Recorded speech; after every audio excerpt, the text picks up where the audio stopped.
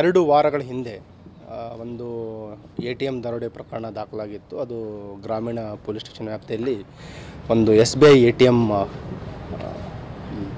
Gas cutter use ಮಾಡಿ 18 ಲಕ್ಷ ಹಣವನ್ನು ಕಳ್ಳತನ ಮಾಡ್ಕೊಂಡು ಹೋಗಿರ್ತಾರೆ. ಆ ಒಂದು ಪ್ರಕರಣ ಗಂಭೀರವಾಗಿ ಪರಿಗಣಿಸಿ ರಾತ್ರಿ ಗಸ್ತನ್ನು ಮತ್ತು ನಮ್ಮ ಬೀಟ್ ಮತ್ತು ನಮ್ಮ ನಾಕಾಬಂದೀಸ್ ಅವುಗಳನ್ನು ತುಂಬ ಇಂಟೆನ್ಸಿವ್ ಆಗಿ ನಾವು ಆ್ಯಕ್ಟಿವೇಟ್ ಮಾಡಿದ್ವಿ. ಅದೇ ರೀತಿ ಈ ದಿನ ರಾತ್ರಿ ಒಂದು ಮಾಹಿತಿ ಬರುತ್ತೆ. ಏನು ನಮಗೆ ಆ ಒಂದು ಪ್ರಕರಣದಲ್ಲಿ ನಾವು ಬೆನ್ನತ್ತಿ ಹೋದಾಗ ಕೆಲವು ತಾಂತ್ರಿಕ ಮಾಹಿತಿಗಳನ್ನು ಕಲೆ ಹಾಕಿದಾಗ ಒಂದು ಸಸ್ಪೆಕ್ಟೆಡ್ ವೆಹಿಕಲ್ ಬಗ್ಗೆ ಒಂದು ಮಾಹಿತಿ ಬಂದಿರುತ್ತೆ. ಅದು ವೈಟ್ ಕಲರ್ I-20 ಅಂತಂದು ಅದು ಮತ್ತು ಔಟ್ಸೈಡ್ ಸ್ಟೇಟ್ ನಂಬರ್ ಪ್ಲೇಟ್ ಇರುವಂಥದ್ದು.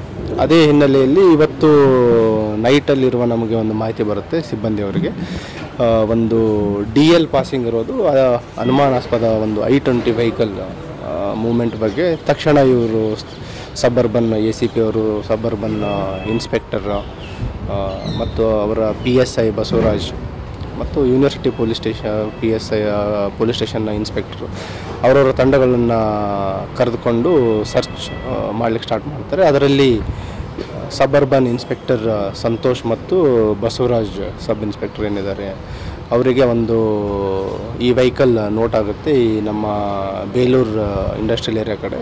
ಮತ್ತು ಅವರು ಚೇಂಜ್ ಮಾಡಿ ಹೋಗ್ತಾ ಇದ್ದಾಗ ಅವ್ರೇನು ಮೇನ್ ರೋಡ್ ಇದೆ ಅದು ತಪ್ಪಿಸ್ಕೊಂಡು ಒಂದು ಸೈಡ್ ರೋಡಿಗೆ ಹೋಗಿ ಅಲ್ಲಿ ಡೆಡ್ ಎಂಡ್ ಹೋಗಿ ಅಲ್ಲಿ ನಿಂತು ನಮ್ಮವರು ಪರಿಶೀಲನೆ ಮಾಡಲಿಕ್ಕೆ ಹೋದಾಗ ತಕ್ಷಣ 2 ಜನ ಆರೋಪಿಗಳು ನಮ್ಮ ಅಧಿಕಾರಿ ಸಿಬ್ಬಂದಿಯವರಿಗೆ ಹಲ್ಲೆ ಮಾಡಲಿಕ್ಕೆ ಶಾರ್ಪ್ ವೆಪನ್ನಿಂದ ಹಲ್ಲೆ ಮಾಡ್ತಾರೆ. ಅದರಿಂದ ಸೆಲ್ಫ್ ಡಿಫೆನ್ಸಲ್ಲಿ ನಮ್ಮವರು 2 ಜನ ಆರೋಪಿಗಳನ್ನು ಕಾಲಿಗೆ ಫೈರ್ ಮಾಡಿದ್ದಾರೆ. ಅದರಲ್ಲಿ ಫೈರ್ ಮಾಡಿದಂಥ ಆರೋಪಿಗಳು ಏನಿದ್ದಾರೆ, ಒಬ್ಬನು ತಸ್ಲೀಮ್ ಅಂತಿದ್ದಾನೆ, ಇನ್ನೊಬ್ಬನು ಶರೀಫ್ ಅಂತಿದ್ದಾನೆ. ಮತ್ತು ನಮ್ಮ ಇಂಜೂರ್ಡ್ ಆಗಿರುವಂಥ ಸಿಬ್ಬಂದಿಗಳು ಏನು ಸಬ್ ಇನ್ಸ್ಪೆಕ್ಟರ್ ಬಸವರಾಜ್ ಇದ್ದಾರೆ ಮತ್ತು ಕಾನ್ಸ್ಟೇಬಲ್ಗಳಾದ ರಾಜು, ಮಂಜುನಾಥ್ ಮತ್ತು ಫಿರೋಜ್ ಅಂತ 3 ಜನ ಸಿಬ್ಬಂದಿಯವರು ಗಾಯಗೊಂಡಿದ್ದಾರೆ. ಈಗ ಏನು ಗಾಯಗೊಂಡಿರುವ ಆರೋಪಿಗಳಿದ್ದಾರೆ ಮತ್ತು ನಮ್ಮ ಅಧಿಕಾರಿ ಸಿಬ್ಬಂದಿಯವರು ಎಲ್ಲರನ್ನ ಈಗ ಜಿಮ್ಸ್ ಆಸ್ಪತ್ರೆಗೆ ಶಿಫ್ಟ್ ಮಾಡಿದ್ದೀವಿ ಮತ್ತು ಅವರಿಗೆ ಒಂದು ಚಿಕಿತ್ಸೆಯನ್ನು ಕೊಡಿಸ್ತಾ ಇದ್ದೀವಿ. ಹಳೆ ಘಟನೆಗೂ ಇದಕ್ಕೂ ಇವ್ರಿಗೇನು ಸಂಬಂಧ? ಈಗ ಏನು ಪ್ರಾಥಮಿಕ ಮಾಹಿತಿ ಕಲೆ ಹಾಕಲಾಗಿದೆ, ಇದು ಹರಿಯಾಣದ ಮಿವಾತ್ ಗ್ಯಾಂಗ್ನ ಆರೋಪಿಗಳಿದ್ದಾರೆ. ಇವರು ಏನು 2 ವಾರಗಳ ಹಿಂದೆ ಇಲ್ಲಿ ಘಟನೆ ಆಗಿತ್ತು. ಅದರಲ್ಲೇ ಮೇನ್ ಏನು ಕಿಂಗ್ ಪಿನ್ ಇದ್ದ ಅವನು ತಸ್ಲೀಮ್ ಅಂತ, ಅವನನ್ನು ಕೂಡ ಈಗ ವಶಪಡಿಸಿಕೊಂಡು ವಿಚಾರಣೆ ಮಾಡಲಾಗುತ್ತಿದೆ.